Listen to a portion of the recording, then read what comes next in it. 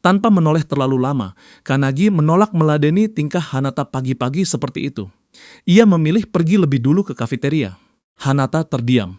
Tendangannya tadi lebih cepat dari kemarin, tetapi Kanagi tetap bisa menghindarinya dengan mudah. Tak lama kemudian, di kafeteria, Hanata melihat tempat duduk yang cukup nyaman. Ia mendekati seorang wanita yang sedang menikmati potongan buah dan meminta izin untuk bergabung. Wanita itu memberi persetujuan pendek. Hanata langsung duduk di hadapannya, lalu memberi isyarat agar Kanagi duduk di sampingnya. Kanagi mulai mengenali wanita itu. Ia ingat wanita tersebut diperkenalkan sebagai salah satu rekan Hanata kemarin, namun sikapnya tetap dingin. Wanita itu berbicara dengan nada formal dan terlihat jelas tidak begitu menyambut kehadiran Kanagi. Meski begitu, Kanagi tetap menyapanya dan memperkenalkan diri. Tanggapan wanita itu langsung menunjukkan sikap tidak peduli. Ia tidak tertarik mengetahui nama Kanagi, apalagi mengingatnya. Sambil mengangkat garpu dan mengarahkannya kepada Kanagi, wanita itu menegaskan bahwa ia baru akan mengakui namanya ketika Kanagi dianggap pantas. Sampai saat itu tiba, latihan tetap menjadi prioritas. Kanagi harus ikut bersamanya dalam misi untuk menghentikan sebuah ramalan. Ramalan itu bermula pada tahun 1945, ketika buku ramalan pertama ditemukan jauh di bawah es Antartika. Buku itu terkubur sedalam 3.000 meter di bawah permukaan dan dikenal sebagai Kitab Kiamat. Tulisan di dalamnya kasar, seperti coretan anak kecil. Namun isinya meramalkan masa depan yang sangat mengerikan. Dalam buku itu tertulis bahwa dunia akan menerima serangan dahsyat 80 tahun kemudian, diikuti serangkaian bencana apokaliptik. Bobot ramalan tersebut cukup besar hingga seluruh dunia tidak berani mengabaikannya. Dalam perjalanan mobil, wanita itu mengajukan pertanyaan kepada Kanagi. Ia ingin tahu kenapa dunia memilih percaya pada ramalan sekelam itu. Kanagi berpikir sejenak lalu menoleh ke arahnya. Ia bahkan masih belum tahu nama wanita itu. Namun sebelum Kanagi sempat bertanya, wanita itu langsung menepis kebutuhan untuk berkenalan dan menyuruhnya menjawab saja. Kanagi menyimpulkan bahwa ramalan itu pasti akurat. Namun jawaban itu langsung disambut dengan ejekan. Wanita itu mempertanyakan kecerdasannya, lalu menjelaskan bahwa jika satu saja kejadian di dalam Kitab Kiamat benar-benar terjadi, dunia akan berakhir. Fakta itu membuat Kanagi terpaku. Percakapan terus berlanjut. Kanagi menoleh ke Hanata dan penasaran berapa banyak ramalan yang tertulis di sana. Hanata memperkirakan jumlahnya sekitar 200. Angka itu membuat Kanagi kehilangan kata-kata.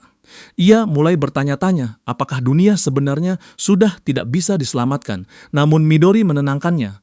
Hampir 180 ramalan sudah berhasil dicegah. Mendengar itu, Kanagi terkesima. Meski masih mencoba memahami besarnya pekerjaan mereka, ia kembali memikirkan pertanyaan awal. Kenapa dunia begitu percaya kepada buku itu? Wanita itu menjelaskan bahwa Kitab Kiamat ditemukan oleh seorang penjelajah bernama Bernard Russell.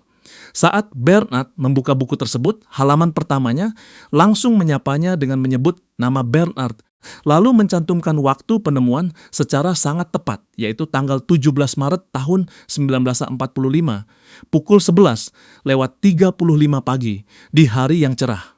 Tanggal dan waktu itu persis sama dengan momen Bernard menemukan buku tersebut. Akurasi yang menyeramkan itu membuat siapapun sulit meragukannya. Beberapa jam kemudian, mereka tiba di tujuan, Tokyo, distrik Sumida. Di sana, sebuah retakan dimensi tingkat menengah sudah terbentuk. Saat mereka mendekat, para penjaga di lokasi langsung menghadang dan menegaskan bahwa area itu tertutup untuk umum. Namun, mereka bergerak melewati peringatan itu dengan kecepatan luar biasa, membuat para penjaga sempat tertegun. Kanagi sempat ragu dan mempertanyakan apakah mereka benar-benar boleh masuk. Hanata memastikan bahwa itu tidak masalah. Wanita itu mulai menjelaskan krisis yang lebih besar. Peristiwa seperti Perang Dunia Ketiga, sisi gelap bulan, pandemi invasif, dan pohon-pohon mengambang sudah diklasifikasikan sebagai keadaan darurat. Di antara semuanya, wabah pandemonium yang berhasil ditekan oleh Midori adalah salah satu contoh paling berbahaya. Meski Kitab Kiamat dikenal luas, buku itu hanyalah satu dari banyak grimoire yang tersebar di dunia. Unit anti ramalan dibentuk untuk mengumpulkan informasi, menganalisis prediksi, dan melakukan tindakan pencegahan sebelum bencana terjadi. Ancaman yang mereka tangani dibagi menjadi beberapa tingkat. Rank 3 melibatkan kehancuran satu atau beberapa wilayah. Rank 2 meningkat menjadi keadaan darurat nasional. Rank 1 mengancam lingkungan planet secara menyeluruh, sementara rank khusus disiapkan untuk ancaman penghancuran dunia. Kanagi mendengarkan dengan serius.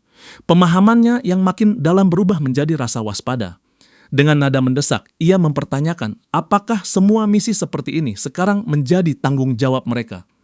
Wanita itu menjawab tanpa terguncang bahwa tugas seperti itu memang datang secara alami bagi anggota unit anti ramalan. Tidak lama kemudian, Kisaragi dan timnya melihat mereka melewati garis kuning peringatan. Kisaragi langsung menghadang karena mengira mereka warga sipil. Ia memperingatkan mereka untuk mundur dan menjelaskan bahaya di lokasi tersebut. Namun wanita itu menepis kekhawatirannya. Menurutnya, ramalan hari ini adalah kejadian rank 3, meski retakan dimensi di depan mereka tampak seperti retakan menengah rank B, ancaman sebenarnya jauh lebih besar. Peristiwa itu adalah bencana rank 3 bernama Yellow Journal. Wanita itu yakin retakan tersebut akan terus membesar. Seolah menjawab ucapannya, retakan itu mulai melebar dengan kecepatan mengerikan. Kisaragi menoleh. Matanya membesar saat celah dimensi robek sepenuhnya. Gelombang monster mulai tumpah keluar, satu demi satu dengan bentuk yang semakin mengerikan. Kisaragi langsung memerintahkan pasukannya bersiap bertarung. Namun respons medan perang terlalu brutal. Monster-monster itu melibas pasukannya dalam sekejap dan menjatuhkan mereka tanpa banyak perlawanan. Panik mulai menyebar. Kisaragi menyadari bahkan hunter rank B dan C kesulitan mempertahankan posisi. Lalu perhatiannya tertarik ke ancaman yang jauh lebih besar. Ada tekanan luar biasa dari monster setingkat bos. Melihat para pendatang itu terus melangkah maju, Kisaragi kembali mencoba menghentikan mereka. Namun sebelum ia bisa berkata lebih banyak, wanita itu menempelkan tangan ke tanah dan mengeluarkan mantra Trismegistus.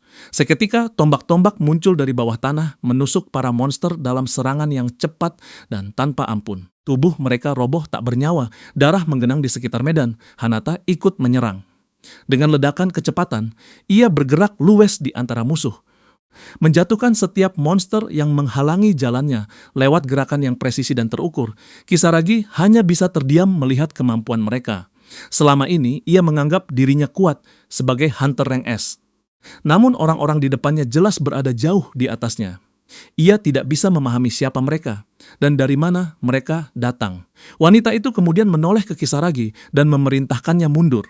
Dari sudut pandang mereka, Kisaragi justru warga sipil dalam situasi ini. Tatapan Kisaragi jatuh ke tangan wanita itu. Di sana, ada lambang yang tercetak di kulitnya. Pengakuan langsung menyambar wajahnya. Kehadiran mereka bukan kebetulan. Mereka adalah agen pemerintah sebelum Kisaragi sempat memproses semuanya.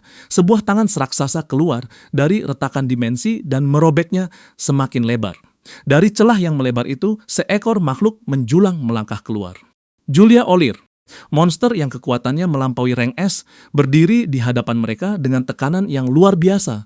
Tanpa ragu, wanita itu melesat maju untuk menyerang. Kisaragi berteriak memperingatkan agar ia tidak bertindak ceroboh, tetapi peringatannya tidak digubris. Mereka tetap melancarkan serangan bersama tanpa gentar. Hanata menghujani beastman itu dengan rangkaian tendangan cepat. Namun ia segera sadar, serangannya tidak memberi efek apapun. Armor antifisik milik monster itu membuat tendangannya sia-sia. Hanata terpaksa mundur tepat saat monster itu menerjang ke arah wanita tersebut. Wanita itu langsung mengumpulkan energi di depannya untuk menyiapkan serangan balik. Namun sebelum ia sempat bergerak, Kanagi muncul di antara mereka. Dengan tangan kosong, ia menghentikan serangan beastman itu.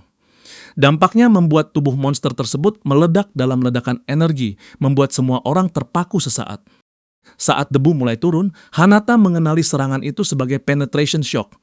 Namun yang benar-benar mengejutkannya adalah fakta bahwa Kanagi menjatuhkan monster rank S+ hanya dengan satu pukulan. Ia sadar kekuatan Kanagi meningkat drastis hanya dalam semalam. Wanita itu sempat menegur bahwa tenaga sebesar itu sebenarnya tidak perlu.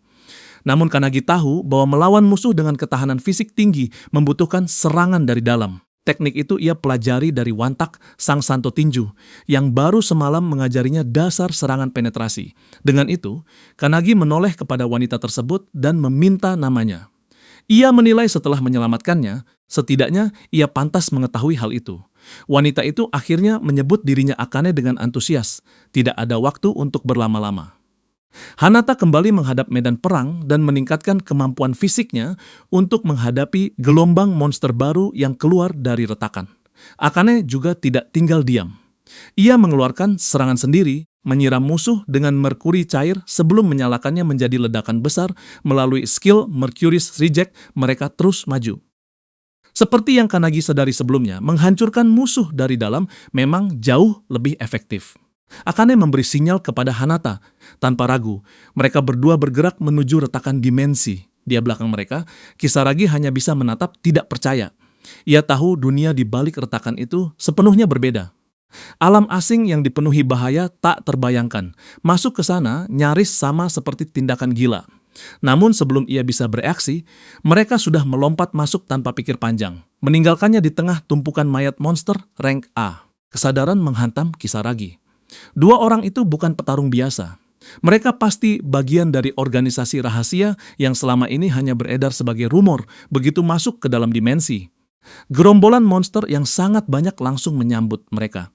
Akane menilai situasi sambil mengangkat tangan. Monster di sana sama seperti yang muncul di luar. Dengan presisi, ia menciptakan rentetan tombak merkuri dan menusuk para monster dalam sekejap. Sambil berlari, Kanagi mengamati teknik Akane dan mengakui kekuatannya yang luar biasa. Kini ia mengerti kenapa Akane disebut petarung area terkuat di dalam unit anti ramalan. Setelah musuh lain dikalahkan, Akane kini berdiri di depan monster beruang raksasa. Namun sebelum ia menyerang, Hanata sudah lebih dulu melompat maju. Melihat Hanata, beruang itu mengayunkan cakar, tetapi Hanata menghindar dengan melompat ke atap, lalu membalas dengan rentetan tendangan ke seluruh tubuh monster. Kanagi memperhatikan dengan kagum saat Hanata bergerak begitu mudah dan ringan. Namun, tidak disangka, Kanagi tiba-tiba melesat ke arah beruang itu dan menirukan rangkaian tendangan Hanata. Ia bahkan meminta penilaian apakah gerakannya terlihat mirip. Hanata sempat terkejut lalu tersenyum kagum. Setelah monster itu dikalahkan, mereka bergerak lebih dalam. Akane menyadari jumlah musuh semakin sedikit semakin jauh mereka masuk. Pada akhirnya, mereka tiba di ruang terbuka raksasa yang terlihat seperti arena. Tiba-tiba, aura yang sangat kuat terasa di sekitar mereka. Mereka sadar sesuatu sedang datang. Dalam sekejap, seekor minotaur prajurit raksasa melompat ke hadapan mereka dengan amarah penuh. Makhluk itu adalah bos, Blind Minotaur, dengan kekuatan setara rank Triple S. Hanata dan Kanagi sama-sama terpaku melihat ukurannya yang menjulang. Namun Akane berdiri santai di depannya dan mempertanyakan apakah makhluk itu benar-benar bosnya. Banyak tombak muncul dari portal saat Akane menyuruh yang lain mengeluarkan serangan terkuat mereka. Ia akan menangani pukulan terakhir. Mendengar itu, Hanata mulai mengalirkan energi. Kanagi berdiri di belakang, kagum melihat kekuatan mereka berdua. Namun jauh di dalam hati, ia merasa serangan itu mungkin belum cukup untuk mengalahkan monster tersebut. Hanata sempat terkejut mengetahui Kanagi meragukan serangan terkuat mereka. Walau dihujani sihir, monster itu mengayunkan senjata besarnya, menciptakan kawah di tanah dan mengirim gelombang kejut kuat ke seluruh arena. Saat debu mereda, mereka terkejut melihat monster itu tetap berdiri tanpa luka. Setelah semua serangan terkuat gagal, kelompok itu kembali bersiap bertarung. Saat Kanagi mempersiapkan diri, ia mendengar seseorang memuji bakat Akane.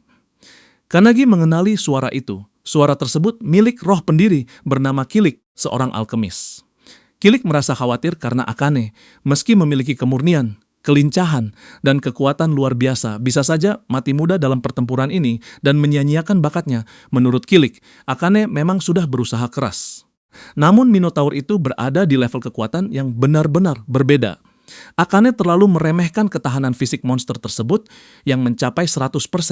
Kanagi mulai cemas dan bertanya apa yang harus ia lakukan.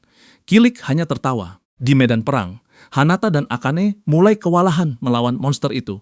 Mereka sadar seharusnya membawa seseorang yang ahli sihir. Saat Akane melirik Kanagi, ia terkejut oleh energi aneh yang terpancar dari tubuh pemuda itu. Kanagi telah menyerahkan kendali tubuhnya kepada Kilik. Dengan tubuh Kanagi, Kilik mengeluarkan mantra Mercurius yang kuat ke kaki monster itu. Sihir tersebut membekukan bagian bawah tubuh Minotaur, membuat Akane benar-benar terpana. Ia bukan hanya terkejut karena Kanagi memakai jenis skill yang sama dengannya, tetapi juga karena skill itu digunakan dengan cara yang jauh lebih efektif untuk melumpuhkan musuh. Kilik yang kini mengendalikan tubuh Kanagi menatap Akane serius dan menegurnya sebagai orang bodoh. Ia memarahinya karena kurang fleksibel dalam keahliannya sendiri. Menurut Kilik, Akane masih harus belajar memanipulasi zat dalam 3 bentuk berbeda kalau ingin benar-benar menjadi alkemis. Sambil berbicara, Kilik mengisi seluruh tubuh Minotaur dengan merkuri. Cairan logam itu mulai merembes dari mulut monster. Lalu ia mengeluarkan mantra pendidihan. Merkuri di dalam tubuh monster memanas dengan cepat, mendidih dari dalam. Sementara uap beracunnya menyebar ke seluruh arena dan membuat yang lain sulit bernapas, Akane menatap kagum. Kilik tidak mengandalkan kekuatan kasar. Ia memakai suhu ekstrem untuk melumpuhkan monster. Sementara itu, Minotaur menggeliat kesakitan saat tubuhnya terbakar dari dalam. Di tengah eksekusi sihir itu, Kilik dengan santai menyampaikan kepada Kanagi bahwa ia ingin menjadikan Akane muridnya. Kanagi menganggap ucapan itu hanya candaan. Namun merkuri yang mendidih akhirnya benar-benar mengalahkan Minotaur, membuat tubuhnya runtuh tak bernyawa di tanah. Dengan itu, misi hari ini untuk mengalahkan bos yang diklasifikasikan sebagai ramalan rank 3 berakhir dengan kemenangan. Akane menatap tak percaya. Ia belum bisa memahami apa yang baru saja terjadi. Skill yang digunakan Kanagi seharusnya hanya bisa diakses oleh Awakener yang bersemayam di dalam Crest. Ia tahu Kanagi pasti berada di kelas yang sama seperti Hinoi. Namun Kanagi juga mampu memakai alkimia di level dirinya. Masih terkejut, Akane menuntut penjelasan siapa Kanagi sebenarnya. Kanagi tersenyum percaya diri, mengulurkan tangan, lalu memperkenalkan diri. Meski kesal, Akane tetap tertarik. Ia akhirnya menjabat tangan Kanagi dan menegaskan bahwa namanya akan ia ingat melihat Kanagi berhasil mendapat pengakuan dari Akane. Hanata tersenyum bahagia, dia luar. Kisaragi dan anak buahnya masih menunggu. Mereka terkejut saat retakan dimensi mulai menutup. Tepat sebelum celah itu tertutup sepenuhnya, trio itu melompat keluar tepat waktu. Kanagi bertanya apakah misi sudah selesai secara resmi. Ia diberitahu bahwa mereka hanya perlu kembali melapor ke markas. Saat mereka membicarakan langkah berikutnya, Kisaragi mendekat dan menyampaikan rasa terima kasih karena timnya telah diselamatkan. Ia memastikan tidak akan mengorek identitas mereka ataupun apa yang terjadi di dalam retakan. Akane berterima kasih atas pengertiannya dan menyarankan agar Kisaragi mencantumkan detail tentang lambang di laporannya. Hal itu akan menjelaskan semuanya kepada pihak berwenang. Ketika trio itu pergi, Kisaragi menawarkan bantuan jika suatu hari mereka berada dalam bahaya. Namun Akane berbalik dan menyampaikan bahwa kemungkinan besar mereka tidak akan pernah bertemu lagi. Ia menyarankan Kisaragi kembali ke kehidupan sehari-harinya. Mendengar itu, Kisaragi sadar pada akhirnya mereka hanyalah warga sipil bagi orang-orang seperti Akane. Mereka hidup di dunia yang berada jauh di luar jangkauannya. Pada tanggal 11 Mei di sebuah desa di prefektur N, kilatan merah melesat menembus jalanan. Seorang penjaga melihatnya, tetapi hanya bisa bingung karena tidak tahu benda apa itu. Tiba-tiba, raungan memekembus jalanan. Seorang penjaga melihatnya, tetapi hanya bisa yang seakan merobek langit menggema di seluruh desa. Di markas unit anti ramalan, trio itu turun dari mobil. Akane mengingatkan mereka untuk menulis laporan bagi markas. Namun Hanata menerima pesan di ponselnya. Isi pesan itu memberitahu bahwa mereka dipanggil ke laboratorium. Permintaan yang aneh, apalagi mereka baru saja kembali dari misi. Dengan rasa penasaran, mereka menuju laboratorium markas anti ramalan. Di sana, 2 orang sudah menunggu. Salah satunya berdiri di panggung, sementara yang lain duduk di kursi penonton. Dengan nada berwibawa, pria yang duduk itu menyinggung Akane karena membutuhkan waktu cukup lama untuk menjatuhkan bencana rank 3. Kanagi langsung mengenalinya sebagai pria berambut merah yang pernah ia lihat sebelumnya. Akane, sebaliknya, langsung marah karena sikap merendahkan pria itu. Ia kesal karena pria itu berbicara seolah-olah pemimpin, padahal bukan. Hanata segera mencoba meredakan suasana dan menanyakan apa yang dibutuhkan Direktur Kurihara. Pria yang berdiri di panggung itulah sang direktur. Setelah semua duduk, direktur memutar video kiriman tim analisis. Rekaman itu memperlihatkan sebongkah arang merah membara yang menyala. Menurut direktur, benda itu adalah Grimoire Ramalan. Grimoire tersebut ditemukan di wilayah vulkanik dan terus dianalisis sejak saat itu. Kanagi bertanya-tanya, apakah grimoire dalam kondisi seperti itu masih mungkin diuraikan? Direktur menyesuaikan kacamatanya, lalu menjelaskan bahwa dengan bantuan kecerdasan, buatan dan teknologi sinar X, mereka berhasil mengambil sebagian informasi. Isinya memang belum jelas. Namun ada satu ramalan yang berhasil dipecahkan. Dan ramalan itu secara tegas menyebut Jepang. Semua orang di ruangan itu terkejut, terutama Akane. Ini adalah ramalan yang benar-benar baru. Ramalan yang belum pernah mereka hadapi sebelumnya. Direktur menambahkan bahwa penelitian anti ramalan sudah sangat maju. Informasi dikumpulkan dari seluruh dunia, sehingga kemunculan ramalan tak dikenal seperti ini sangat tidak biasa. Namun kali ini situasinya berbeda. Pria berambut merah langsung memahami maksudnya. 4 orang dari mereka harus menyelidiki kasus ini. Direktur memuji ketajamannya, lalu menjelaskan bahwa misi ini biasanya akan diberikan kepada anggota utama. Namun mereka sedang tidak tersedia. Mendengar itu, Kanagi sadar mungkin itulah alasan Midori tidak terlihat saat mereka kembali. Direktur kemudian memerintahkan mereka berangkat segera dan memastikan detail tambahan akan dikirim lewat surel. Kanagi terkejut karena mereka mendapat misi baru secepat ini. Namun, pria berambut merah hanya menyiratkan bahwa Kanagi akan terbiasa. Rasa tidak enak mulai merayap di dalam diri Kanagi. Ia mengepalkan tangan. Kali ini, mungkin nasib dunia benar-benar sedang dipertaruhkan. Suo menghantam meja dengan tangan dan berdiri. Dengan suara penuh otoritas, ia menyatakan bahwa dirinya dan 3 bawahannya akan mengambil misi tersebut. Akane langsung kesal melihatnya kembali bertingkah seperti bos. Saat mereka pergi, direktur memberi peringatan terakhir agar mereka berhati-hati karena tingkat bahaya misi ini belum diketahui.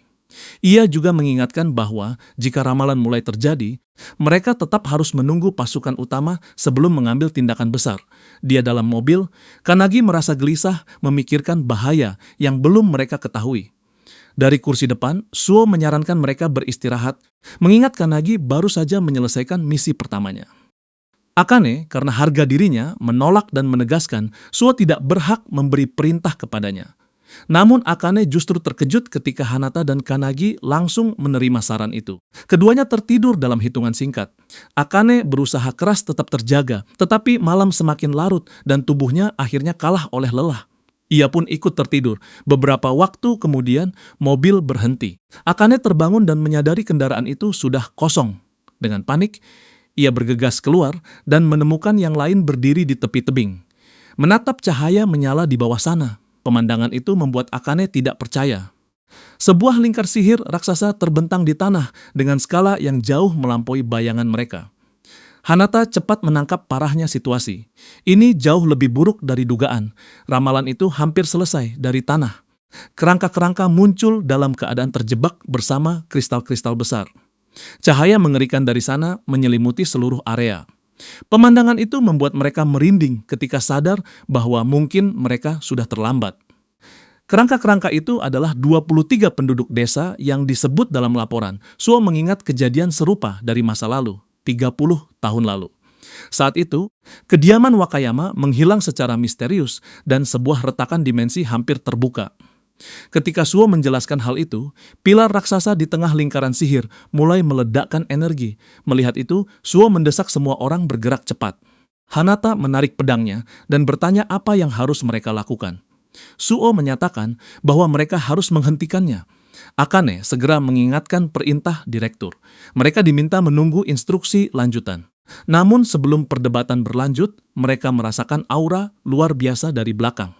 Saat menoleh, mereka melihat Kanagi terselimuti energi besar dan sudah siap bertarung. Mereka langsung menyadari Kanagi terasa lebih kuat dari sebelumnya. Meski begitu, Suo tidak gentar. Dengan seringai, ia melompat maju dan menyuruh yang lain mengikuti. Semua langsung berlari mengejarnya, meski Akane memperingatkan agar ia tidak bertindak sembarangan. Saat mereka menerjang turun menuju lingkaran sihir, Hinoi dan sang penyihir tiba-tiba mengenali aroma di udara. Bau itu terasa sangat familiar. Mereka sudah berkali-kali menemukannya sepanjang hidup. Saat itulah tanah bergetar keras. Dengan ledakan besar, tangan raksasa muncul dari bawah permukaan. Mata Hinoi melebar. Kini ia tahu persis bau apa yang mereka cium. Itu adalah bau teknik terlarang. Inilah ramalan yang tertulis dalam kitab panas Membara. Menurut Hinoi, seorang awakener bernama Bandu Shajima, pemimpin penyihir gelap, pernah melakukan genosida pada masa Epsi. Ia akhirnya dibunuh oleh para Anioji, tetapi satu desa ikut terseret dalam kejadian itu. Shajima mengumpulkan darah para penduduk desa yang tewas dan menggunakannya untuk menggambar lingkaran sihir. Tujuannya adalah memastikan reinkarnasi dirinya 1000 tahun kemudian. Ia ingin melahap semua orang dan berkuasa atas dunia sebagai Raja Iblis. Sebelum mati, ia meninggalkan teknik terlarang yang menjelaskan bagaimana makhluk hidup akan dikorbankan untuk kebangkitannya sekarang, di masa kini. Shajima telah bangkit kembali sebagai bos dengan rank yang belum diketahui, misinya jelas. Ia ingin memenuhi ramalan dari kitab Panas Membara. Shajima menatap tangannya sendiri dengan kesal. Ia menyadari kekuatannya setelah bangkit jauh lebih kecil dari yang ia harapkan. Ia bertanya-tanya apakah jumlah korban untuk ritual ini tidak cukup. Saat mengamati sekeliling, ia merasa geli karena setelah 1 milenium, tempat itu masih tetap sama. Namun, senyumnya berubah gila ketika ia melihat unit anti ramalan datang mendekat. Ia menganggap mereka sebagai korban tambahan yang bisa ia lahap. Dengan sihir gelapnya, Shajima mengeluarkan Plate of Yin dan menciptakan ledakan besar di bawah unit anti ramalan yang sedang menyerbu. Kanagi terkejut saat ledakan itu menelan Hanata dan Akane. Namun ketika debu mereda, keduanya muncul tanpa luka. Ekspresi Kanagi langsung mengeras saat ia melihat lingkaran sihir gelap terbentuk di bawah titik pendaratan mereka. Itu adalah Dark Art Death Realm. Dari lingkaran tersebut, ratusan roh muncul. Tangan-tangan mengerikan mereka meraih Hanata dan Akane untuk menjerat keduanya. Mereka berjuang melepaskan diri dan dengan cepat menyadari bahwa Shajima jauh lebih ahli dari perkiraan. Saat Shajima memperhatikan sihirnya bekerja, ia tiba-tiba merasakan gerakan dari belakang. Kanagi melancarkan serangan mendadak, namun dengan presisi mudah, Shajima menghindar, menekuk tubuh, dan melangkah ke samping tanpa kesulitan. Ia mengejek Kanagi sebagai amatir sebelum mengeluarkan Plate of Yin tepat di bawahnya. Ledakan terjadi. Namun Shajima terkejut saat Kanagi keluar tanpa luka. Kanagi membalas dengan skill Thunderbolt Hadad, tetapi serangan itu diblokir oleh sihir gelap Shajima. Meski berhasil menghentikannya, Shajima tetap terkesan dengan pilihan skill Kanagi. Dari balik asap, Suo berjalan mendekati Shajima dan menggunakan mantra Chrysanthemum. Rentetan pisau tajam melesat ke arahnya. Shajima sempat terkejut, tetapi dengan mudah menghindar dengan melompat ke udara. Saat masih berada di udara, Suo memakai mantra lain. Ia memang sudah tahu Shajima tidak akan kalah oleh skill level rendah seperti itu. Suo menghantamkan senjatanya dan mengaktifkan skill Autumn, membuat pisau-pisau berjatuhan dari langit. Namun Shajima hanya tersenyum, menganggapnya sebagai hujan cahaya biasa. Shajima lalu mengubah tangannya menjadi pedang dan menyerang Suo. Suo memblokirnya, tetapi menerima dorongan balik yang besar. Setelah serangannya tertahan, Shajima menyimpulkan bahwa Suo mungkin petarung terkuat dalam kelompok itu. Di sisi lain, Kanagi merasakan kekuatan Shajima seperti tidak ada dasarnya. Musuh ini benar-benar berbeda dari semua yang pernah mereka hadapi. Bahkan dibanding para pendiri, Shajima terasa lebih kuat. Saat Kanagi memikirkan itu, rekan-rekannya memanggil dari belakang. Kanagi menoleh dan terkejut melihat Akane serta Hanata terkena serangan sihir hitam. Setelah berhasil lolos dari serangan itu, Akane dan Hanata langsung menerjang ke arah Shajima yang masih bertarung dengan Suo sambil meladeni mereka. Shajima memanggil 3 iblis kerangka untuk menangani Akane dan Hanata. Hanata melihat satu iblis muncul di depannya dan langsung melayangkan tendangan. Namun ia terkejut karena tendangan itu tidak memberi efek apapun. Tubuh monster-monster itu sekeras Minotaur yang mereka hadapi sebelumnya. Satu iblis kerangka berdiri di depan Kanagi dan menutup jalannya. Sementara itu, Suo dan Shajima terus bertukar serangan bertubi-tubi. Shajima mengejek Suo karena tidak akan mendapat bantuan dari rekan-rekannya. Namun begitu ucapan itu keluar, Suo menebas langsung bahu Shajima dan menegaskan bahwa ia memang tidak butuh bantuan. Suo memperingatkan Shajima untuk menjauh. Ia menyatakan bahwa satu-satunya hal yang bisa diandalkan adalah kemampuan diri sendiri. Shajima mengusap darah dari lukanya, lalu tertawa gila. Ia juga mengaku tidak membutuhkan siapapun dan berniat melahap semua orang. Dengan itu, Shajima menerjang Suo. Suo nyaris tidak mampu menahan serangan yang berhenti hanya beberapa inci dari tubuhnya. Saat Suo berjuang menahan tekanan Shajima, ia mendengar seseorang memanggil dari belakang itu Kanagi. yang sedang menerjang ke arah Shajima. Shajima terkejut melihatnya karena ia sudah mengirim iblis untuk menghentikan pemuda itu. Namun, ketika melirik ke belakang, ia melihat yang lain masih melawan para iblis. Sementara iblis yang dikirim untuk Kanagi sudah terbelah dua sebelum Shajima sempat memprosesnya. Pukulan kuat Kanagi menghantam wajahnya dan menyeret tubuhnya jauh di tanah.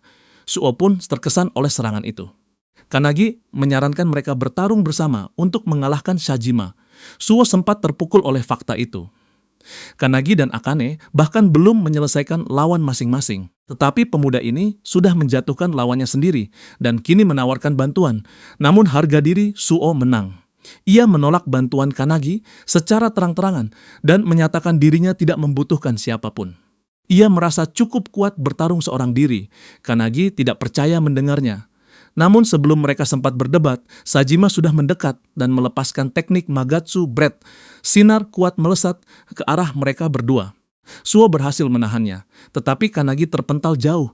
Tubuhnya dihantam serangan dahsyat itu dan membentur pohon.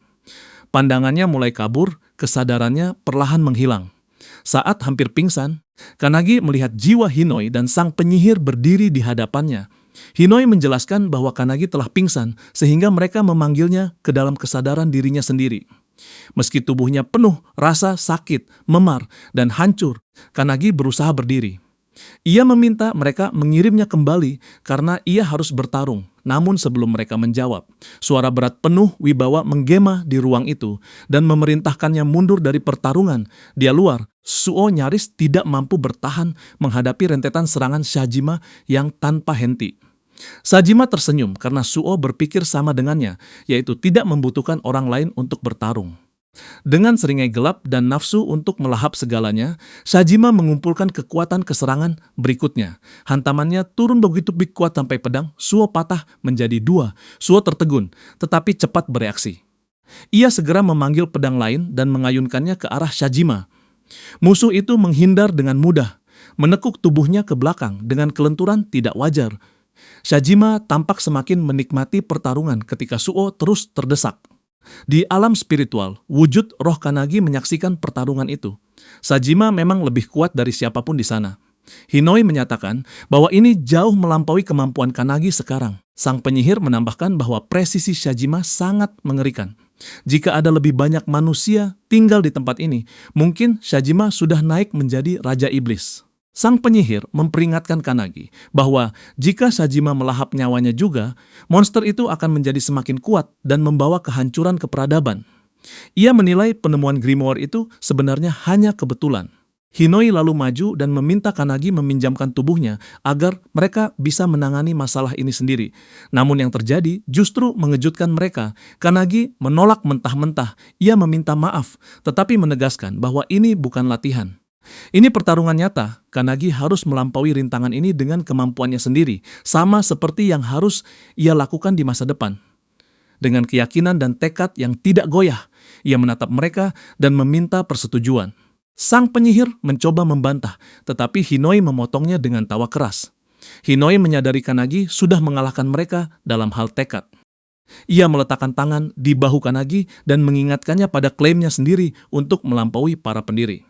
Dengan itu, Hinoi menyuruh Kanagi pergi, memakai semua yang sudah ia pelajari, dan melakukan semuanya dengan caranya sendiri. Kepercayaan diri Kanagi kembali menyala. Dengan tatapan penuh tekad, ia menghadapi medan perang dan meminta para pendiri menyaksikannya. Tanpa ragu, Kanagi melesat kembali ke medan tempur, tempat Shajima dan Suo masih bertarung sengit. Suo sudah babak belur. Saat ia membuka mata, Shajima kembali menyerang dan membuat tubuhnya terlempar ke udara. Di udara, Shajima menyiapkan pukulan terakhir untuk menghabisinya. Namun tepat saat Suo bersiap menerima serangan, seseorang menangkapnya di udara. Pedang dan tubuh Suo ditarik oleh Kanagi. Di udara, Kanagi meminjam pedang Suo dan dengan gerakan cepat melemparkan Suo ke tanah, menjauhkannya dari sinar sihir Shajima. Suo mendarat keras. Shajima langsung mengalihkan perhatian kepada Kanagi yang masih berada di udara. Ia melepaskan Magatsu Breath lagi, kali ini langsung ke arahnya. Namun Shajima terkejut melihat Kanagi dengan tenang memakai gaya pedang satu tangan milik Hinoi. Dengan fokus tajam, Kanagi menebas serangan napas Shajima dan membelahnya bersih menjadi dua. Lewat kendali yang presisi, ia melanjutkan serangan ke lengan Shajima dan memotongnya dari tubuh. Shajima terpaku dalam ngeri, tidak memahami apa yang baru saja terjadi. Dengan amarah mengguncang tubuhnya, Shajima menyebut identitasnya sendiri.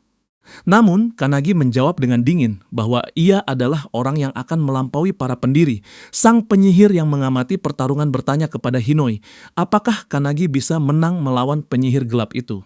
Hinoi sendiri belum tahu. Namun ia yakin Kanagi bukan orang bodoh. Ia menduga Kanagi telah mempelajari sesuatu yang baru saat tertidur di mobil dalam perjalanan. Senyum lebar muncul di wajah Hinoi saat ia bertanya-tanya, apakah itu sesuatu yang bahkan berada di luar pemahamannya. Suo, yang melihat gerakan Kanagi begitu efisien dan luwes, juga terkejut. Baru beberapa saat lalu ia menolak bantuan Kanagi. Namun sekarang, bantuan itulah yang menyelamatkan nyawanya. Sementara itu, Kanagi terus menebas Shajima tanpa henti. Memaksa musuhnya berteleportasi mundur dan membalas dengan skill Dark Art Pomegranate. Rentetan ledakan energi melesat ke arah Kanagi.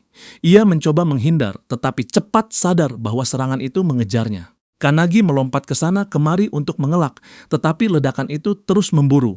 Tiba-tiba ia mengingat salah satu skill pendiri, Aftershock. Dengan menghantamkan kaki ke tanah, Kanagi mengangkat penghalang batu di depannya dan menahan serangan yang datang. Shajima terkejut oleh taktik Kanagi, tetapi segera melempar lebih banyak ledakan. Sebagai balasan, Kanagi memanfaatkan serpihan batu yang hancur sebagai perisai. Begitu melihat celah, Kanagi menggabungkan dua skill untuk bergerak cepat ke belakang Shajima. Namun Shajima nyaris berhasil menghindar tepat waktu. Shajima langsung membalas dengan ledakan Plate of Yin. Serangan itu menghantam Kanagi, tetapi Kanagi menahan sebagian besar dampaknya. Ia menggunakan batu yang melayang sebagai pijakan, lalu menerjang Shajima lagi sambil mengingat pelajaran yang diwariskan para pendiri. Shajima kembali menghindar. Namun banyaknya variasi teknik yang digunakan Kanagi membuatnya terpana. Para pendiri yang menyaksikan dari jauh juga terkejut melihat perkembangan Kanagi yang begitu cepat dan serangannya yang tidak memberi jeda. Namun Shajima belum selesai dengan tatapan gelap. Ia mengaktifkan teknik terlarang dan memanggil makhluk kerangka raksasa melalui skeleton fusion. Monster tulang kolosal itu menjulang di atas semua orang, memancarkan aura jahat yang kuat. Shajima tersenyum puas. Yakin ini akan menjadi akhir. Kerangka raksasa itu mengayunkan telapak besarnya ke arah Kanagi. Para pendiri berteriak agar Kanagi lari. Namun, Kanagi justru berdiri diam, menatap serangan yang datang. Dia dalam pikirannya, ia mengakui bahwa meski mengerahkan seluruh kekuatan, ia masih belum punya daya cukup untuk mengalahkan Shajima. Ia membutuhkan sesuatu yang lebih, sesuatu yang melampaui batasnya saat ini. Kanagi mengingat pelajaran dari sang penyihir dan Hinoi. Ia mengingat cara memakai Shining Flame dan teknik pedang satu tangan Hinoi. Ia mengingat Hinoi mengajarinya serangan Wave Blade serta berbagai jenis tebasan. Dengan mengambil dua ajaran itu, Kanagi menyalurkan Shining Flame ke tangannya, lalu memasukkan skill Hinoi ke pedangnya. Senjatanya berubah menjadi bilah api yang menyala. Sang penyihir dan Hinoi menatap terkejut. Kanagi baru saja melakukan hal yang mustahil. Memegang senjata barunya, Kanagi bersiap. Teknik itu bernama Blazing Fire Cutting Blade. Tanpa ragu, Kanagi menerjang ke arah monster kerangka dan mengayunkan pedang apinya. Shajima menatap tidak percaya. Dengan mengingat ajaran Hinoi soal pedang dan sihir sang penyihir, Kanagi menginginkan lebih dari sekadar dua kekuatan itu. Tekad itulah yang membuatnya mampu memakai Blazing Fire Cutting Blade, membungkus pedangnya dalam api yang ganas. Dengan satu ayunan cepat, Kanagi membelah kerangka itu dari kepala sampai kaki, sekaligus menebas tubuh Shajima menjadi dua. Semua orang terkejut oleh pencapaian itu. Menggabungkan dua skill sihir dengan cara seperti itu bukan hal normal. Pendiri alkemis pun terpana dan menyebut Kanagi sebagai anomali karena mampu mengganti serta menggabungkan berbagai skill. Ia tidak pernah menyangka Kanagi bisa menyatukan teknik semudah itu. Ia bahkan menduga potensi Kanagi masih menyimpan lebih banyak hal. Tiba-tiba pendiri alkemis itu menghilang, membuat Hinoi bingung. Sang penyihir yang mendengar ucapannya setuju. Ia mulai merasa mereka mungkin sudah meremehkan kemampuan Kanagi. Kekhawatiran kecil muncul di hatinya, mempertanyakan apakah bijak membesarkan seseorang seperti Kanagi. Namun Hinoi justru gembira melihat kekuatan Kanagi dan semakin ingin tahu sejauh apa pemuda itu bisa berkembang. Kanagi mendarat di tanah dalam keadaan lelah. Namun ia terkejut melihat Shajima yang sudah terbelah mulai bergenerasi dari darahnya sendiri. Dengan marah, Shajima menggeram bahwa jika serangan itu mengenai kepalanya, mungkin ia sudah mati. Ia mengumpulkan energi gelap dan membentuk bola kematian untuk mengakhiri semuanya sendiri. Namun sebelum ia menyelesaikan serangannya, Suo tiba-tiba muncul dari belakang dan menebas lehernya. Shajima terpenggal, benar-benar tertangkap lengah. Tubuhnya runtuh. Suo menangkap Kanagi yang sudah jatuh pingsan. Sambil memegangnya, Suo mengingat kenangan lama. Dulu kakaknya pernah menggendongnya dengan cara yang sama. Malam itu sangat dingin. Mereka berada di bawah jembatan, salju menutupi tanah. Kakaknya berjanji akan mencari makanan untuknya keesokan pagi. Saat Suo mulai tertidur, mereka mendengar suara parade besar dari atas jembatan. Orang-orang merayakan sesuatu, sementara mereka menggigil kedinginan dengan perut kosong. Kenangan itu mengingatkan Suo kenapa ia memilih kesendirian.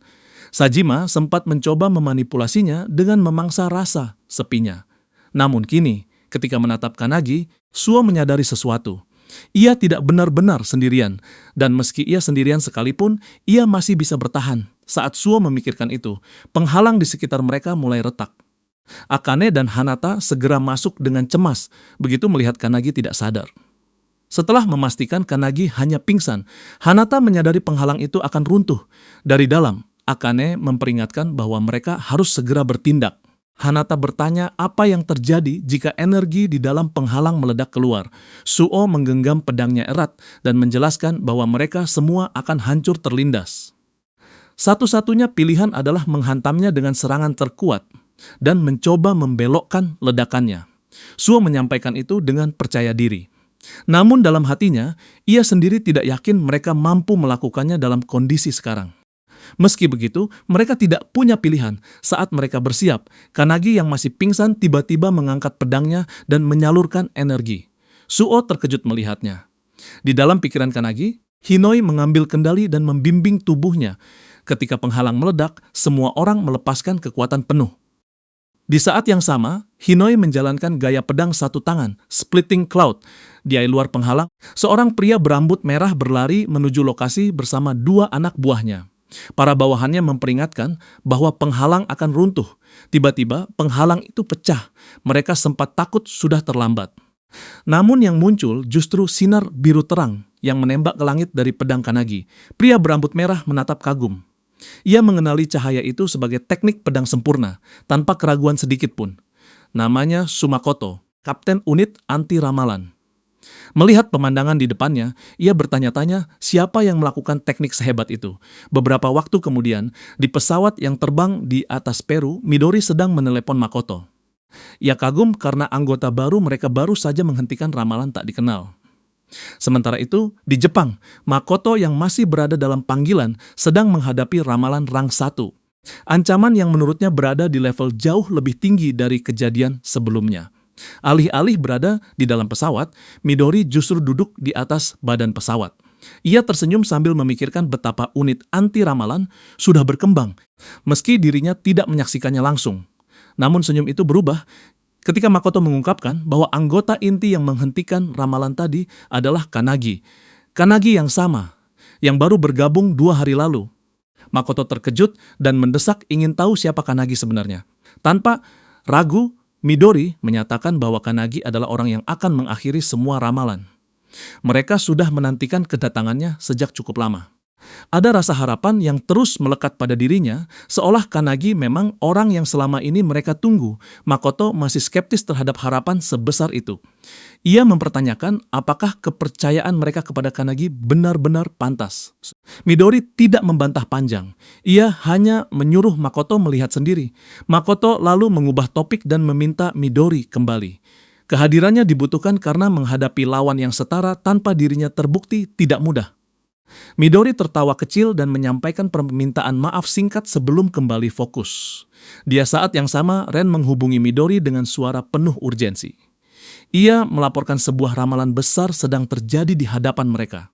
Musuhnya sangat besar, ramalan Supreng, bos dari Suicidal Infection. Ishtam saat monster raksasa itu menerjang ke arahnya. Midori meminta Makoto bertahan dan memastikan ia akan segera menyelesaikan urusannya. Tanpa ragu, Midori mengulurkan tangan dan melepaskan Divine Wind Turbulence. Pada saat yang sama, di ruang perawatan, mata Kanagi terbuka mendadak. Ia tersentak bangun dengan panik. Seorang perawat yang melihat gerakannya segera menenangkan Kanagi dan memberitahunya bahwa ia akhirnya sadar. Kanagi sudah tertidur di infirmary anti ramalan sejak misi berakhir. Mendengar itu, Kanagi bertanya-tanya apakah ia hanya kehilangan kesadaran. Tidurnya sangat dalam sampai ia bahkan tidak masuk ke ruang dimensi untuk berlatih dengan para pendiri. Perawat memastikan kondisinya baik-baik saja, lalu membuka tirai sambil mengingatkannya untuk memanggil jika membutuhkan sesuatu. Saat tirai terbuka, Kanagi melihat Suo duduk di dekatnya dengan tangan bersilang, diam-diam mengawasi. Melihat itu, Kanagi bertanya-tanya apakah Suo menjaga dirinya selama ia tidak sadar. Kanagi melihat sekeliling dan menyadari Hanata serta Akane tidak ada. Karena penasaran, ia menanyakan mereka. Suo menjelaskan bahwa keduanya sedang berlatih karena merasa tidak berguna dalam pertarungan terakhir. Dengan nada tenang, Suo mengakui bahwa kekuatan Kanagi luar biasa. Mendengar pujian dari orang seperti Suo membuat Kanagi terkejut. Namun sebelum ia sempat mencernanya, Suo tiba-tiba berdiri dan dengan agresif menuntut penjelasan siapa Kanagi sebenarnya dalam waktu kurang dari 2 hari sejak tiba. Kanagi sudah mengalahkan bencana rank 3 dan bos yang berpotensi rank 1 sambil memakai mantra fusi langka yang belum pernah Suo lihat. Suo kembali mendesak Kanagi menjelaskan identitas aslinya dan cara agar ia bisa menjadi seperti Kanagi. Saat Suo terus menuntut jawaban, Makoto tiba-tiba datang dan mencari Kanagi. Kanagi membenarkan identitasnya, tetapi Suo terkejut melihat kakaknya muncul tanpa diduga. Makoto berjalan melewati Suo hampir tanpa meliriknya. Kanagi ragu-ragu bertanya apakah Makoto benar-benar kakak Suo. Begitu pertanyaan itu keluar, Makoto tiba-tiba menarik pedang dan mengayunkannya beberapa inci dari semua orang di ruangan. Suo dan Kanagi sama-sama terkejut. Kanagi berhasil menghindar dan bertanya-tanya apakah ini semacam ujian. Makoto sendiri juga terkejut karena seorang trainee mampu menghindari tebasannya. Makoto memastikan bahwa itu memang ujian dan Kanagi lulus. Tanpa menunda, ia memperkenalkan diri sebagai kapten skuad Suo, Sumakoto. Kesadaran itu menghantam Kanagi. Makoto benar-benar kakak Suo. Setelah jeda singkat, Makoto mengumumkan bahwa karena performa luar biasa Kanagi melawan bencana rank 1, Kanagi akan bergabung sementara dengan skuadnya. Pengumuman itu mengejutkan Kanagi, tetapi Suo jauh lebih terguncang. Rasa iri mulai muncul di dalam dirinya. Meski Suo adalah adik Makoto, ia sendiri tidak diizinkan bergabung dengan skuad kakaknya tanpa membuang waktu. Makoto memerintahkan Kanagi mengikutinya untuk briefing. Di belakang, Suo mengepalkan tangan begitu kuat sampai buku-buku jarinya mulai berdarah. Sementara itu, di area latihan, 2 unit anti ramalan berlatih keras. Akane memakai banyak senjata, sementara Hanata fokus menahan serangannya. Namun sekeras apapun mereka berusaha, mereka tahu mencapai level Kanagi hampir mustahil saat mereka terus berlatih. Midori tiba-tiba masuk sambil membawa coklat dari Peru. Ia terkejut karena mereka mengabaikan coklat itu sepenuhnya dan langsung menghampirinya.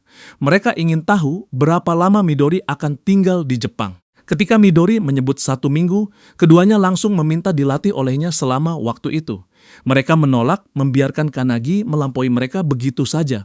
Midori tidak menyangka mereka setekad itu. Ia setuju melatih mereka, lalu bertanya apakah Suo juga ingin ikut. Baru saja pertanyaan itu selesai, Suo datang dengan ekspresi penuh tekad dan memastikan dirinya juga bergabung. Dia lorong. Kanagi berjalan cepat mengikuti langkah Makoto. Di ruang latihan, kelompok itu terkejut melihat Suo sama bertekadnya. Suo menjelaskan bahwa Kanagi direkrut oleh kakaknya untuk sementara masuk ke skuad Makoto. Kabar itu membuat duo tersebut terkejut dan menyadari seberapa jauh perkembangan Kanagi. Direkrut langsung oleh Makoto bukan hal kecil. Namun Suo melihat itu sebagai bukti kekurangannya sendiri dibanding Kanagi. Ia merasa harus menjadi lebih kuat. Dia lorong. Kanagi yang penasaran bertanya kepada Makoto tentang pertemuan mereka. Makoto menjelaskan bahwa itu berkaitan dengan misi berikutnya yang akan dimulai keesokan pagi. Saat mereka berjalan, Makoto tiba-tiba berhenti dan bertanya apakah Kanagi dekat dengan adiknya. Kanagi mengingat pertarungan terakhir ketika Suo meminjamkan pedangnya, lalu menjawab dengan antusias bahwa ia dekat dengannya. Makoto tampak acuh. Namun, diam-diam, ia sebenarnya mengkhawatirkan adiknya, hanya saja tidak pernah menunjukkannya. Itulah yang membuat Suo keliru mengira kakaknya membencinya dan tidak peduli padanya. Kenyataannya, ketika Makoto datang sebelumnya, ia bukan mengabaikan Suo. Ia hanya tidak sanggup melihat luka-luka adiknya. Kesalahpahaman itulah yang membuat Suo merasa diabaikan. Ia sampai rela mempertaruhkan nyawa dan mengejar kekuatan hanya untuk menarik perhatian Makoto. Di sisi lain, Makoto sebenarnya tidak ingin Suo menjadi lebih kuat. Ia hanya ingin adiknya aman. Kesalahpahaman mendalam itu mendorong Suo untuk bertekad melampaui Kanagi, karena ia percaya hanya dengan begitu kakaknya akan mengakuinya. Suatu hari, ia bahkan ingin mengalahkan Makoto dengan tangannya sendiri. Kanagi masih penasaran dan terus menekan Makoto. Akhirnya Makoto mengakui bahwa ia benar-benar peduli kepada adiknya. Bagi Kanagi, pengakuan itu terasa hangat. Di area latihan, Suo menjelaskan semuanya kepada kelompok. Akane merasa hal itu membingungkan. Suo berbicara soal melampaui kakaknya dan membuktikan diri, tetapi tetap sangat menghormatinya. Sambil kembali berlatih dengan Hanata, Akane menyimpulkan bahwa pada akhirnya Suo hanya ingin diperhatikan kakaknya. Hanata merasa itu menyentuh. Namun ucapan Akane justru memicu sesuatu dalam diri Suo dan membuatnya marah. Sementara itu, dalam briefing, Kanagi mempelajari 3 aturan inti squad.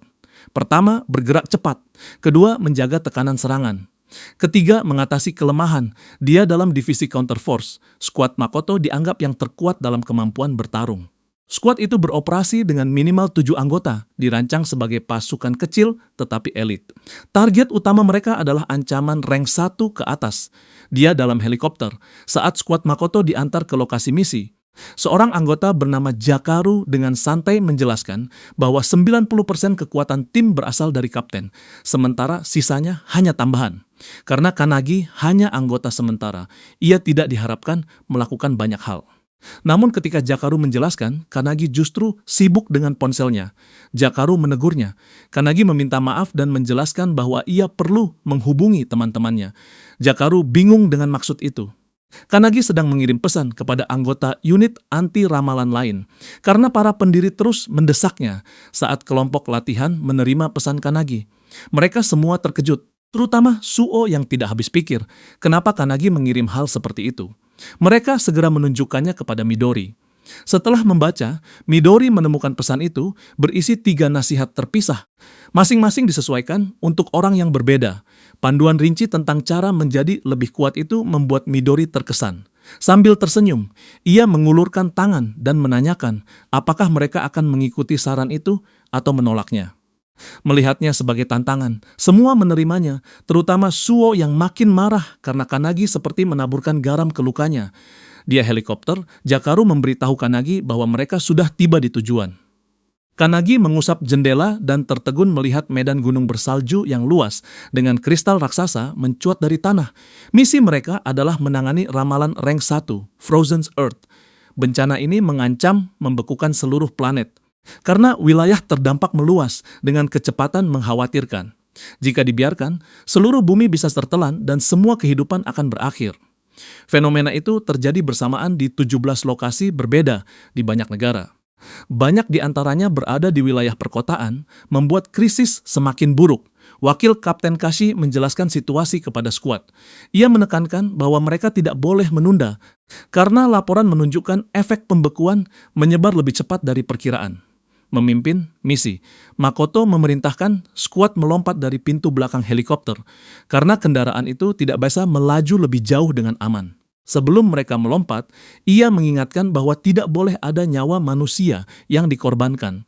Untuk membangkitkan semangat tim, ia memerintahkan semua meneriakan 3 aturan skuad. Mereka pun meneriakannya serempak berdiri di belakang. Kanagi mengingat pertarungan terakhirnya, ketika pada akhirnya ia kembali mengandalkan Hinoi. Ia bertekad menjadi lebih kuat selama misi sementara ini dan melihatnya sebagai peluang berharga untuk belajar dari anggota lain. Saat semua melompat dari helikopter, Kanagi bertekad menyelesaikan misi ini dengan kekuatannya sendiri. Ini adalah ramalan rank 1 pertamanya, pada pukul 10:17 pagi. Semua mendarat dengan selamat di tanah. Sangat dingin. Meski seorang awakener, Jakaru sampai bersin dan mempertanyakan bagaimana suhu bisa memengaruhinya. Kashi menjelaskan bahwa dinginnya jauh lebih parah dari laporan, dan mungkin itulah penyebabnya. Ia juga memberitahu bahwa area ini sangat luas dan menyarankan mereka mendirikan kamp di tengah perjalanan. Mendengar itu, Makoto memikirkan sesuatu, tetapi menyimpannya sendiri. Sementara itu, Kanagi bertanya kepada Jakaru, apakah ramalan Frozen Earth tercatat dalam buku ramalan tertentu. Jakaru membantah dan menjelaskan bahwa unit anti ramalan memprediksinya dengan skill unik mereka. Meski banyak ramalan yang ada, ini pertama kalinya seorang anggota berhasil mengidentifikasi ramalan rank 1. Karena tingkat bahayanya, skuad Makoto dipilih untuk misi ini.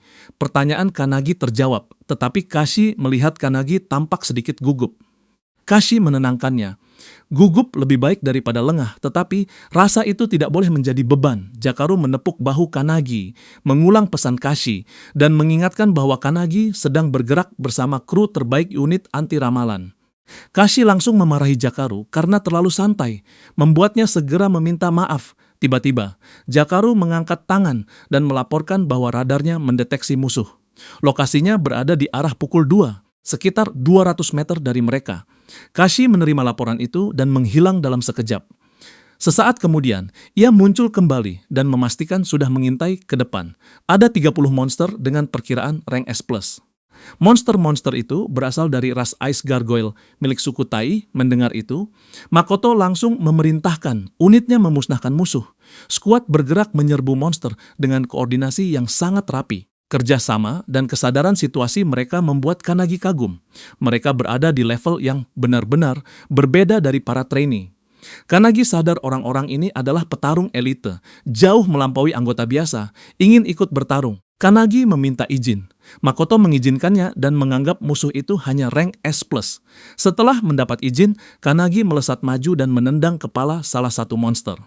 Namun ia terkejut saat monster itu meledak dan menyebarkan pecahan tajam ke segala arah. Kashi yang dengan lincah menghindari serangan monster, mencolok, memperingatkan semua orang bahwa ada monster sangat kuat yang tercampur di antara kawanan itu.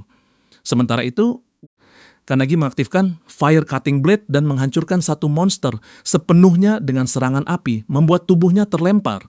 Melihat itu, Jakaru terkejut karena Kanagi bisa memakai skill pedang api. Kashi pun terkesan. Makoto hanya dengan beberapa ayunan pedang memotong sisa monster dengan mudah. Ia juga memperhatikan pedang api Kanagi dan menyadari bahwa sinar biru yang ia lihat sebelumnya pasti berasal dari teknik itu. Setelah monster dikalahkan, skuad mendirikan kamp di pegunungan dan mulai makan. Saat makan, Kashi bertanya kepada Jakaru apa lagi yang ia lihat lewat radar. Jakaru melaporkan tidak ada ancaman setingkat bos dalam jarak 10 km. Kashi lega dan memastikan mereka bisa bermalam di sana. Namun ia kemudian bertanya-tanya kemana Kanagi dan Kapten pergi. Di sisi lain, Kanagi duduk di dekat api unggunnya sendiri, mencoba menyatukan mantra seperti yang pernah ia lakukan sebelumnya. Saat ia fokus, Kapten tiba-tiba muncul dari belakang dan menegurnya karena begitu bersemangat berlatih. Kanagi terkejut sampai hampir melompat karena Makoto muncul terlalu sunyi. Setelah Kanagi tenang, Makoto duduk di sampingnya dan bertanya apakah ini pertama kalinya ia berkemah, serta apakah ia merasa kesulitan. Kanagi dengan antusias mengaku baik-baik saja, namun Kanagi kaget ketika Makoto dengan santai menyatakan bahwa ia hanya ingin pulang dan mengisap kucingnya. Kanagi tidak menyangka Kapten seperti Makoto berbicara tentang hal seperti itu. Ia juga salah paham dan mengira Makoto membicarakan narkoba. Dengan panik, Kanagi mempertanyakan maksud kucing yang disebut Makoto. Makoto mendekat dengan cara yang agak mengganggu, lalu mengeluarkan ponsel dan menunjukkan foto. Kanagi menanyakan nama kucing itu. Makoto menjelaskan bahwa namanya Oribe. Saat melihat foto itu, Kanagi memperhatikan tatapan kucing yang sangat galak, tetapi ia tetap bertanya apakah Makoto benar-benar merindukannya. Makoto justru membantah. Ia menjelaskan Oribe adalah makhluk menyusahkan yang suka mencakar barang, muntah di mana-mana, dan bertingkah seperti mimpi buruk berjalan. Namun meski begitu, Makoto mengakui kucing itu tetap menggemaskan, sama seperti adiknya. Suo Kanagi merasa aneh mendengar Makoto bicara seperti itu, tetapi ia tetap mendengarkan. Dengan nada berharap, Makoto menyampaikan keinginannya agar suatu hari bisa berbicara dengan Suo, seperti ia berbicara dengan Kanagi saat ini. Karena anak tunggal, Kanagi mengaku tidak bisa sepenuhnya memahami hal itu, namun ia memberi saran sederhana. Mungkin Makoto harus memperlakukan Suo seperti ia memperlakukan kucingnya. Mendengar itu, Makoto tersenyum dan setuju. Ia kemudian menunjukkan beberapa video di ponselnya, membuat Kanagi terkejut melihat bagaimana kapten memperlakukan kucingnya seperti bayi. Dengan geli, Makoto mempertanyakan apakah sikap seperti itu benar-benar boleh dilakukan. Lalu, dengan ekspresi lembut, ia bertanya apakah mereka bisa berlatih bersama. Dalam hati, Kanagi sebenarnya tidak ingin. Namun sebelum ia menjawab, Kashi datang mencari mereka. Ia meminta mereka kembali ke kamp dan mengingatkan bahwa mereka harus berangkat pagi-pagi keesokan harinya. Makoto setuju tanpa protes, namun malam itu, Makoto dan krunya tidak menyadari ada sosok misterius masuk ke wilayah bersalju. Orang itu berpakaian santai seolah sedang menuju pantai, tetapi terus bergerak lebih dalam ke tanah beku. Saat dihentikan, ia mengaku sedang menjalankan misi untuk memenuhi ramalan tempat itu. Dengan sebuah buku kecil di tangan, ia menyebut misinya penting. Ia adalah awakener solo yang menuju gunung yang sama dengan Makoto dan skuadnya di Akam. Ketika Kanagi tidur, ia kembali berlatih dalam mimpi bersama para pendiri. Pelajaran hari itu adalah memanah untuk meningkatkan konsentrasi. Kanagi berlatih memakai busur berat di bawah bimbingan Margaret. Melihat Kanagi berkeringat, Margaret menanyakan apakah menjaga fokus stabil terasa menyakitkan. Sementara mereka berlatih, Hinoi mengeluh keras karena hari itu bukan giliran latihan pedang. Sang penyihir segera membungkamnya dan mengingatkan bahwa kemarin sudah menjadi giliran Hinoi meski suasana berisik. Margaret terkesan karena Kanagi tetap tidak terganggu. Ia menunjukkan perkembangan besar dalam menjaga konsentrasi dibanding sesi pertama. Kanagi menjelaskan bahwa sekarang ia sedang menjalani misi bersama tim luar biasa dan hal itu membuatnya ingin memberikan yang terbaik. Dengan fokus terkunci pada target, Kanagi melepaskan anak panah. Tembakannya tepat mengenai pusat sasaran. Margaret terpukau oleh presisinya. Kanagi menjatuhkan diri ke tanah sambil menghela napas lega. Margaret mengingatkannya agar tidak melupakan sensasi itu dan menyatakan latihan hari itu selesai. Begitu tahu sesi berakhir, Hinoi langsung bersemangat. Ia mencabut pedang dan menyuruh Kanagi bangun untuk latihan pedang. Namun tepat saat mereka akan mulai, Kanagi dibangunkan oleh kru karena sudah waktunya melanjutkan perjalanan. Sebelum berangkat, Makoto memberi briefing. Hari ini mereka akan membunuh bos yang terikat dengan ramalan. Saat bergerak maju, mereka bertemu lebih banyak monster. Kali ini, gerombolan burung biru ketika skuad menerjang musuh. Para pendiri di dalam Kanagi mengomentari bahwa misi ini seharusnya mudah mengingat kekuatan tim Makoto. Namun sang penyihir melihat salah satu pendiri tua tampak gelisah, seolah merasakan ada sesuatu yang salah dalam pertarungan ini. Setelah pertarungan sengit, kru berhasil membersihkan monster dan membuka jalan. Makoto memerintahkan Jakaru mengintai ke depan. Jakaru melaporkan bahwa sekitar 2000 meter dari posisi mereka, kemungkinan ada bos besar dan makhluk itu sedang menuju langsung ke arah mereka. Lalu ia menyampaikan kabar mengerikan. Monster itu akan tiba dalam 10 detik dalam sekejap. Sosok menjulang bernama Unknown God Calamitus datang menerjang dengan ekspresi buas dan gila. Auranya benar-benar berbeda dari semua monster yang pernah mereka hadapi. Makoto langsung memerintahkan krunya bertarung. Mereka semua melesat ke arah bos dengan koordinasi sempurna. Jakaru memakai kemampuannya untuk membelenggu monster itu. Sementara Kashi menebas dari segala arah. Namun mereka terkejut, karena serangan itu tidak meninggalkan luka sedikit pun. Bos tersebut tetap utuh tanpa goresan.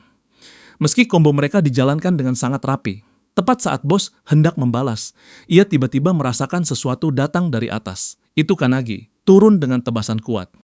Mengingat ajaran Akane dan Hinoi tentang serangan vertikal, Kanagi langsung memakai serangan terkuatnya lebih dulu dengan seluruh kekuatan yang ia gabungkan. Kanagi menyerang memakai Blazing Fire Cutting Blade dan mengirim sinar api ke arah bos. Namun, ia terkejut karena serangan itu tidak memberi efek apapun. Bos langsung membalas, mengayunkan pedangnya sendiri dan menghantam Kanagi hingga jatuh ke tanah. Mendengar benturan keras itu, Jakaru sempat mengira Kanagi sudah mati. Namun Kanagi selamat karena mendarat di atas kristal es yang meredam jatuhnya. Sementara Kashi masih bertarung, ia mulai memahami kenapa bos ini berada di rank 1. Ia melirik ke arah Makoto. Sekarang, keselamatan mereka bergantung pada Kapten. Makoto mencabut pedang. Pada saat yang sama, Jakaru langsung membelenggu Kanagi dan menariknya keluar dari pertarungan. Ia menjelaskan bahwa jika mereka ikut campur, mereka hanya akan menghalangi kapten. Saat mereka mundur, bos mengayun ke arah Makoto dengan seluruh tenaganya. Kekuatan serangan itu menciptakan gelombang kejut besar, membuat Kanagi khawatir akan keselamatan Makoto. Namun Kanagi tertegun saat melihat Makoto menghentikan serangan itu hanya beberapa inci sebelum mengenainya. Bos kembali mengayun.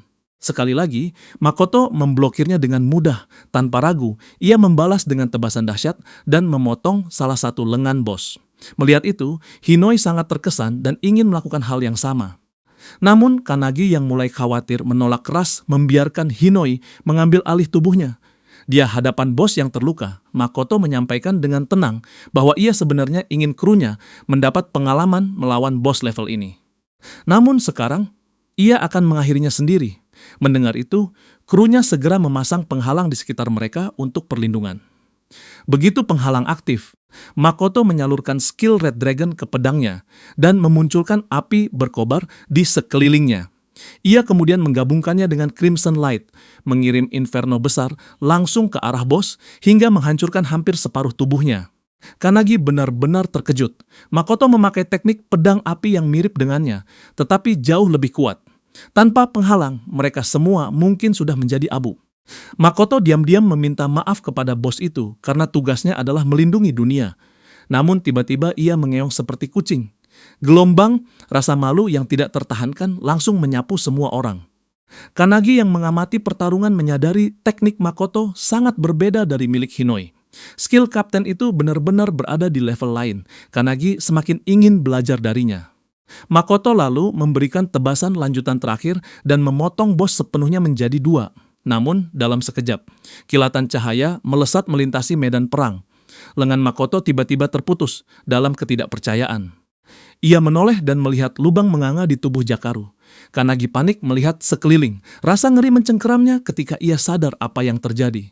Satu persatu, tubuh rekan-rekan mereka tercabik. Darah tumpah ke tanah. Mereka roboh tewas di depan matanya melihat Jakaru jatuh. Kanagi berlari untuk menolong.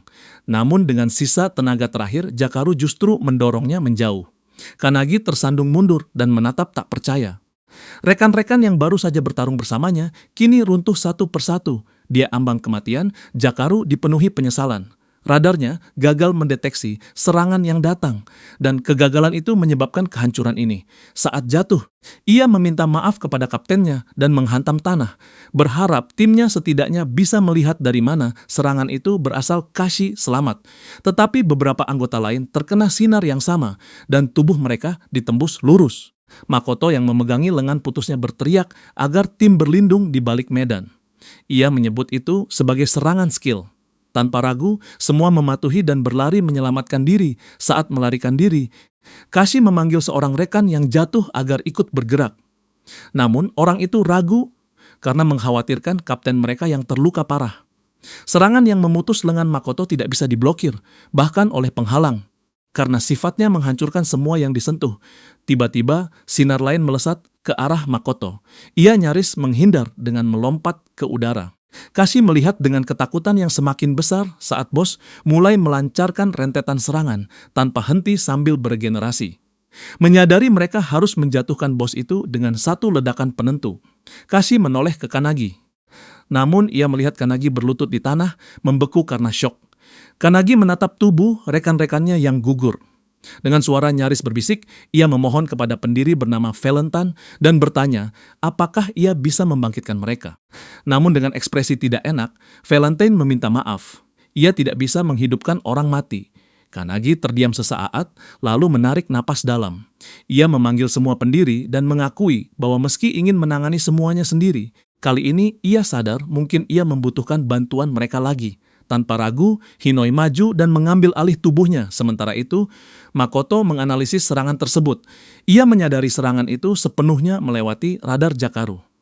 Karena radar Jakaru hanya bisa mendeteksi ancaman dalam jarak 3 km, serangan itu pasti berasal dari luar jangkauan tersebut. Satu serangan itu bukan hanya membunuh Jakaru, tetapi juga memutus lengan Makoto. Itu bukti bahwa musuh tersembunyi mereka setidaknya sama kuat dengannya. Makoto tidak ingin pengorbanan rekan-rekannya menjadi sia-sia. Ia memaksa tubuhnya melampaui batas. Dengan kekuatan yang jauh melebihi kapasitas normal, ia memusatkan energi dan memakai indera yang ditingkatkan untuk menentukan lokasi musuh lebih dari 3 kilometer jauhnya.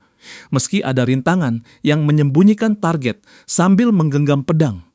Makoto mengingat mereka yang gugur hari ini. Kematian mereka menjadi bahan bakar tekadnya. Dengan keyakinan tidak goyah, Makoto mengisi pedangnya dengan Crimson Light dan melepaskan kobaran api dahsyat.